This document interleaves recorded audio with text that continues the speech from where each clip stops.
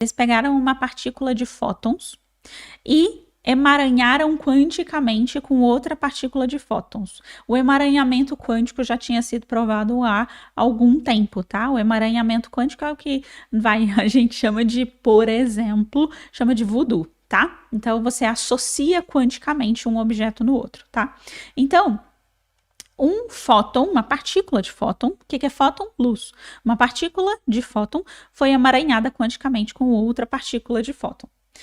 Essa partícula de fóton aqui ganhou informações, ou seja, foi adicionada informação nessa partícula de fóton. Essa daqui adquiriu exatamente a mesma informação, por causa de seu emaranhamento quântico. Basicamente, eu vou tentar traduzir. Esse foi o experimento científico que foi de fato feito. Eu vou explicar de um outro jeito para que as pessoas consigam entender de uma forma não tão complexa, tá? É um outro jeito literário. Ou seja, eu vou contar uma historinha para explicar o que eu acabei de contar. Imagina que você pega 2 objetos, tá? 2 objetos. E você pega 2 laranjas e você adiciona uma gota de água em uma das laranjas. E a gota de água aparece na outra laranja. É mais ou menos esse conceito. Não foi isso que foi feito. O que foi feito foi partículas de fótons. Fótons são partículas de luz, tá? Então, eu acho isso interessante. Eu tô contando isso para vocês, para que vocês entendam, não só racionalmente. Porque racionalmente a maioria das pessoas já entende isso, que tudo que existe é átomo. Isso fica muito claro para todo mundo. Só que quando você entende somente a racional, aquilo não te impacta tanto, porque não muda a sua consciência. Quando você traz isso para o coração e você entende emocionalmente que você é parte da fonte criadora, aquilo dá um estalo na sua cabeça que você fala: ah, eu sou Deus também. E é esse estalo que eu quero que você tenha. Que você entenda dentro do seu próprio corpo: eu sou Deus também. Eu sou parte do todo. Eu estou conectada com tudo que existe. Em essência, eu não existo. Eu, separado, não existo. E é esse estalo, é essa bagunça mesmo na cabeça que eu quero que vocês consigam perceber para que vocês entendam sobre cocriação. Porque cocriar a sua realidade não tem a ver com você imaginar e simplesmente atrair. Isso faz parte do processo.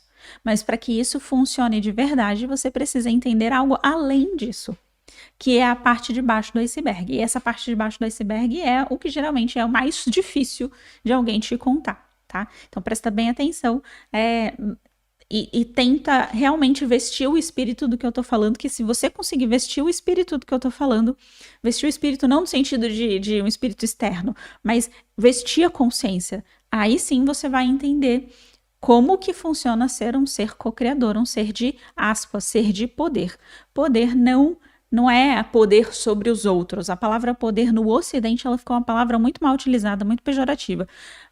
Mas é poder em si.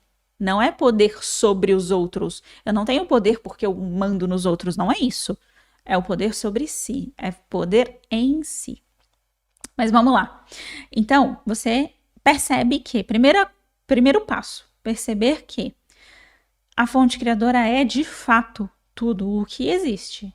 E que a própria fonte criadora, o próprio criador de tudo que existe, ou a própria criadora de tudo que existe, decidiu que você ia acreditar que você é você. Decidiu que ela própria ia acreditar que é fulano. Nesse caso, no meu caso, eu, enquanto parte da fonte criadora de tudo que existe, decidi que eu ia porque eu quero acreditar que eu sou a Aline. Mas quem é a Aline? A Aline não existe, nunca existiu uma Aline. Entende? Como parte da fonte criadora, está aqui e aí também. Você é parte da fonte criadora. E se isso não te impactou tanto quanto, meu Deus, tudo que existe sou eu, talvez ainda não tenha vestido o espírito da coisa. Mas vamos lá. O imanifesto mais um manifesto, certo? A própria fonte criadora decidiu o seguinte: Eu existo em si. Logo, para que eu entenda que eu tenha uma vida separada, ou seja, que eu realize o meu sonho, ou seja, penso e para viver esse pensamento, para realizar esse pensamento, logo vou encontrar uma forma de me manifestar, de existir, ou minimamente de fazer acreditar que existo, certo? Então, nesse caso, qual que é o ponto? O imanifesto é o todo. O todo, como já dizia Hermes Trismegisto, o livro não está aqui. O todo é mental, certo? O todo é mental. Logo, através da lei do pensamento, a porção e manifesta da fonte criadora. Através da lei do pensamento, a energia escoa para o manifesto. E aí ativa outras leis que fazem com que isso aqui exista. Que lei, por exemplo, que faz com que isso aqui exista? A lei do DNA, a lei da natureza, a lei do tempo e várias outras, infinitas, tá? A lei da mais legal, a lei da ilusão, que faz com que todo mundo acredite que existe. A lei da ilusão simplesmente vai lá e trava, eu vou tentar desenhar da melhor forma que eu posso, grilhões nos olhos das pessoas. Você agora é fulano. Se esqueça que você um dia foi Deus, que um dia você foi eu todo. Entende? Então, você se mantém acreditando que você existe. Essa é a melhor parte, a mais interessante.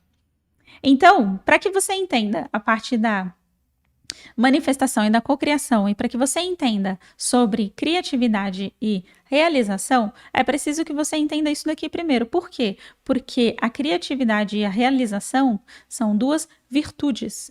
As virtudes estão para as leis. Então, virtudes.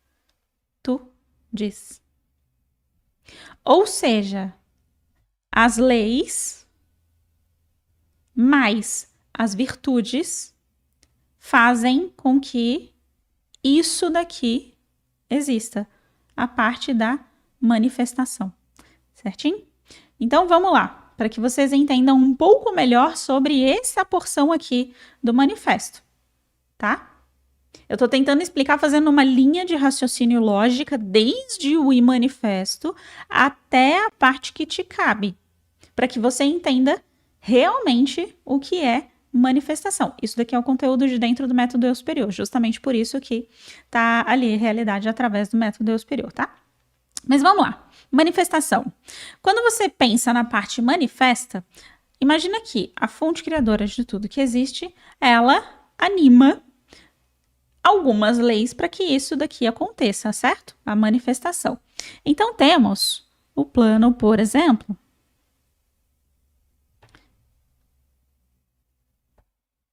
da estrutura sutil. Qual que é o plano da estrutura sutil? Dimensão da estrutura sutil, a dimensão das virtudes e das leis. É isso daqui, certo? Tal para o plano da estrutura sutil, eu vou chamar de dimensão porque geralmente as pessoas chamam de dimensão, tá? É mais comum, né, o nome dimensão. Está para a dimensão da estrutura física. Qual que é a dimensão da estrutura física? É o que geralmente a galera chama de é a dimensão dos cristais, das pedras e etc. Dos minérios. Por quê? Porque dentro do seu corpo tem ferro. Porque as partículas da sua célula são partículas de carbono. Entende? Então, a dimensão da estrutura física está para a dimensão da estrutura sutil. Da mesma forma que as leis e as virtudes sustentam o conceito, a inteligência da vida, a dimensão da estrutura física sustenta a materialidade da vida. Temos aqui, no meio do caminho, a dimensão da interação física. E aí você vai falar, nossa, mas o que é essa dimensão da interação física? É o que geralmente as pessoas falam que é a dimensão das plantas. Mas por que é dimensão da interação da interação física? Porque aquilo pode ser para si tóxico ou nutritivo. São as interações, são as comunicações. Nesse caso, físicas, certo? Então, as interações físicas, elas estão no que a gente chama de plano das plantas. Por quê? Porque dependendo da planta, ela é tóxica, dependendo da situação, a mesma planta é curativa, por exemplo.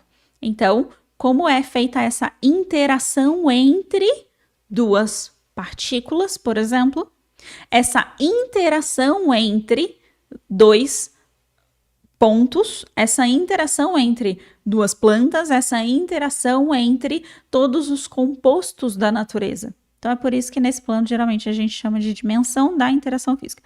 Tal para a dimensão da interação física, existe a dimensão, eu não vou escrever a palavra inteira, da interação sutil.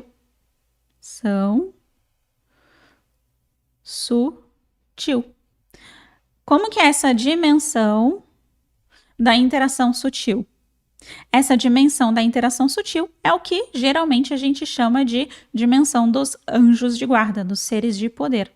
A gente vai olhar para isso daqui quando a gente vai cocriar nossa realidade. Por quê? Porque isso aqui cocria a realidade.